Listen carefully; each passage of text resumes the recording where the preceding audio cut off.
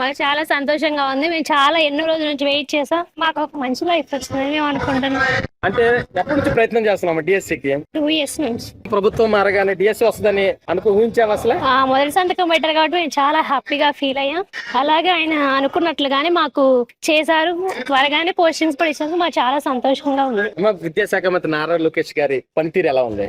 చాలా బాగుంది. అన్ని విషయాల్లో మిడ్ డే మీల్స్ గానీ, షూస్ గానీ, బుక్స్ గానీ అన్ని విషయాల్లో అన్ని దగ్గరుండి చూసుకుంటున్నారు. పిల్లలు చాలా బాగా చదువుకుంటారని మేము ఆశిస్తున్నాం. అంటే ఇప్పుడు సీఎం గారి చేతుల మీదుగా మీ అపాయింట్మెంట్ ఆర్డర్ తీసుకోవడం మీకు ఎలా అనిపిస్తుంది? చాలా సంతోషంగా ఉంది. నేనైతే మొదటిసారి చంద్రబాబు గారిని చూస్తాను, చాలా ఆనందంగా ఉంది. ఆయన గవర్నమెంట్ లో మేము జాబ్ చేయడం చాలా ఆనందంగా ఉంది. అంటే ఇప్పుడు గవర్నమెంట్ మీరు ఏం చెప్తాం అనుకుంటున్నారు? చాలా థ్యాంక్స్ అండి. మా కుటుంబాలు ఇంకా మా ఫ్యూచర్ మొత్తం బాగుంటది. మేము ఎకనామికల్ గా చాలా ముందుకెళ్తామని అనుకుంటున్నాం. మా పేరెంట్స్ అందరూ మాకు ఎంతో సపోర్ట్ చేశారు.